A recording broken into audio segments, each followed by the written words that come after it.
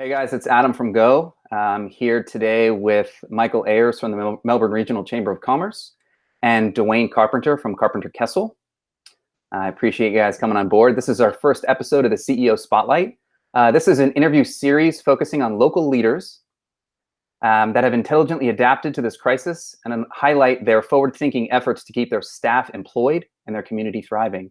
And I'm really honored to have Dewayne on the webinar today. We're going to do a quick Q&A to talk about some of the strategies that Dewayne has put into place and hopefully help out some of these other businesses that are in the area. Perfect.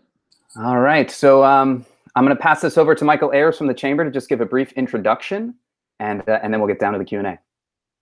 Thanks, Adam. Great to be here this morning. You know, at the Chamber, we strive to be the driving force in creating an environment in which business thrives. And during this pandemic, you know, that's more important than ever. So, you know, we love to be here and partner in the community and highlight the good work of our business leaders. So happy to be here this morning. Appreciate that, cool. Michael. And Dewayne, if you want to do a brief introduction of yourself. Sure. I'm Dewayne Carpenter. I run the Carpenter Kessel home selling team with my partner, Kirk Kessel. I've been selling real estate in Brevard since 1996. So I'm on my 24th year. And then in 2009, I teamed up with Kirk Kessel. That's when we formed the team. And right now we have 7 sales partners and 6 on the administrative side. And so just for example, the volume that we do in 2019, we were able to help 252 families either buy or sell property. And according to Real Trends report that actually verifies everybody's numbers, because everybody says they're number one, but Real Trend, verifies that. And they've ranked us number 37 in the state of Florida, which puts us number 1 agent and team in Brevard. That's awesome, Dewayne. Well, congrats on that. So the way that the interview is going to flow, we're going to ask Dewayne a couple of questions, and hopefully the insight will give the local business community some good strategies and advice to put into play. So I'm going to go ahead and kick it off, Dewayne. Awesome. Let's talk a little bit. I know with the times changing here, business strategies have shifted and companies have to be more agile. Will you let us know what were your first thoughts when you became aware of the shelter at home, the business closures, and the social distancing guidelines? I think my thoughts are probably like everyone else's, where it's like thoughts of empathy. You're just like, oh my gosh, I have a huge database of friends and clients that could be affected by this. So, you have your older clients that maybe they're scared to go outside and pick up prescriptions and pet food and things of that nature. So your first thoughts are like, how can we help these people? And then you start thinking about the economic impact, with people in the service industries and other portions of the market that are going to be, more affected than ourselves. And then next, we're, as what we always do is, and we're super optimistic, is let's look for the silver lining. What are the opportunities now that in this new normal that are going to present itself? Excellent. That's great. So Dewayne, communication is key, whether it's in our professional lives, our personal lives. So tell us about the immediate steps you took to communicate with your staff when this all came down. Yeah. So the first thing I did is I sent out a video to my team. I use Loom. I'm sure you guys are familiar with that, but it's basically, just filming yourself and your computer screen and just kind of a message of encouragement.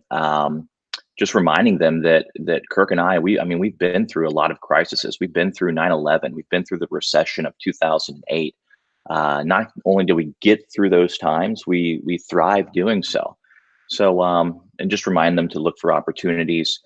So luckily for my industry, we are considered essential, I guess, whatever. But I just remind them that there's never been a time in U.S. history where people haven't bought and sold real estate, or where that's just completely stopped. It's going to slow down, but it's never completely stopped. So there's going to be transactions taking place, and I want to make sure that we're in a position that it's our customers, that those are the ones that are the sales that are transpiring. Awesome. Very cool. Talk a little bit about that. We talk about process, and I've had the pleasure of learning a little bit about your process over the years. What processes did you use to identify the critical components of your business? Kind of the things that you needed to adapt, the things that were in place that you said, look, some of these pieces cannot stop. We need to figure out a way to solve those issues. Talk a little bit about how you identified that. Yeah. So real estate, it's a relationship business.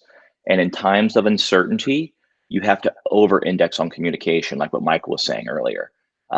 Because people, whenever there's uncertain, people, you just have to communicate. You have to be the knowledge broker. You have to give them facts, data, information, and you always have to do the best thing for your client.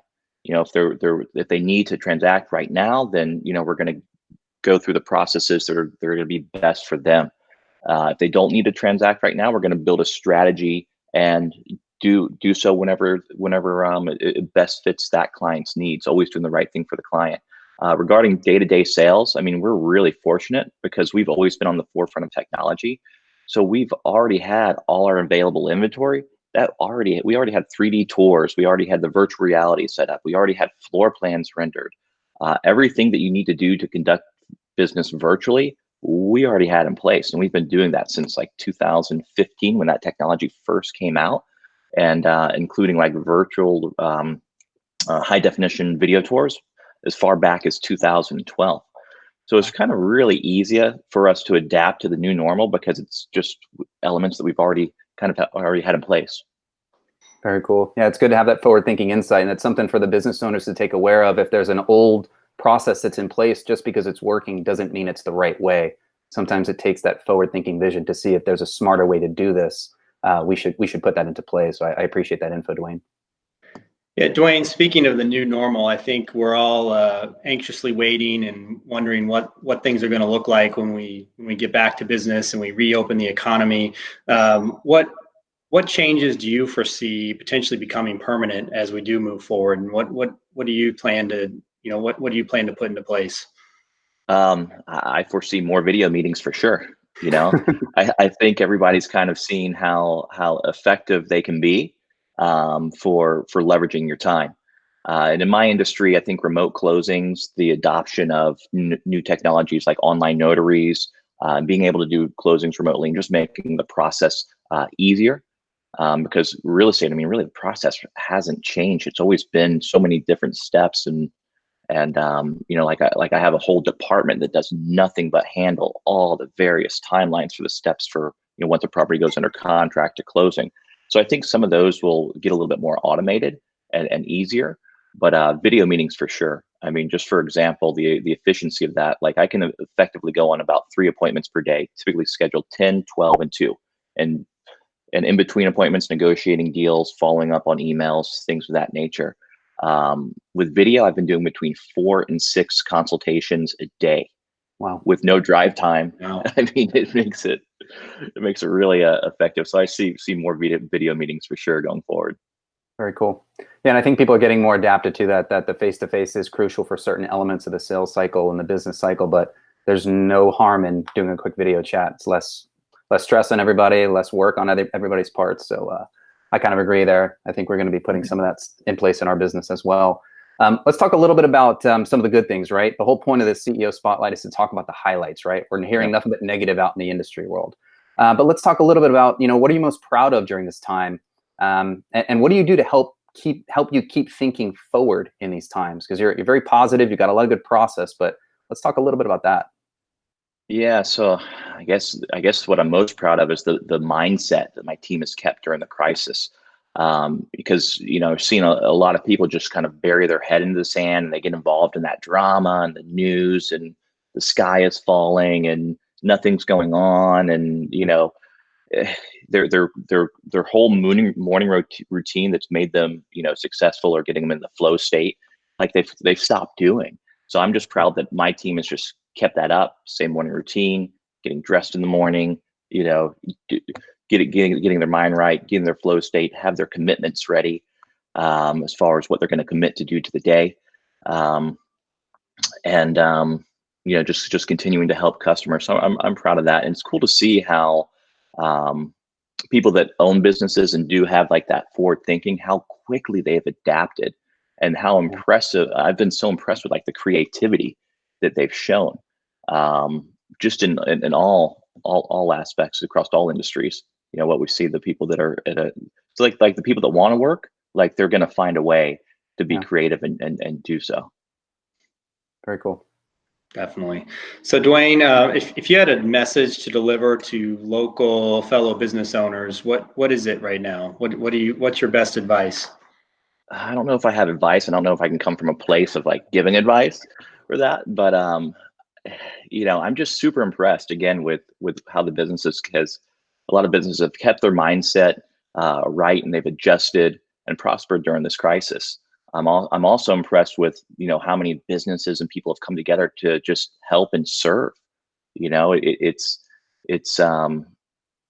like people are still prospecting, but they're empathetically prospecting. Yeah. How are you doing? Do you need, how can we help? How's your family? How's homeschooling going? And it's kind of opened up the door for a lot of conversations, because normally like people are too busy, maybe they don't want to take your call or whatever, but people have been happy to take calls, and it's been somewhat positive. So I don't know if I don't know if that really answers your question. I don't have a message or some super motivational message for them, but I've just really been super impressed, and that it's times like these that can help define and make lasting impressions with your brand. Excellent Definitely. words. Very cool. Well, Dewayne, in lieu of our time that we have today, I really appreciate you being our feature for the CEO Spotlight. I'm honored to have you on. I'm honored. Michael, I'm honored to be considered. it's great. It's great. We really want to make sure that this is something that we can keep pushing out. This is a weekly webinar series that we're going to be doing. Myself and Michael will be doing these co-hosted webinars where we're highlighting very specific types of leaders, ones that really have true core values, that are not only doing good successfully, but they're also really focused on bettering the community. And that's one of the things that I want to make sure we highlight during the CEO Spotlight. Dewayne, thanks for everything you're doing. You and your team, appreciate all your efforts. So look forward to seeing you guys soon. Sounds good. Thanks, man. Thanks, guys.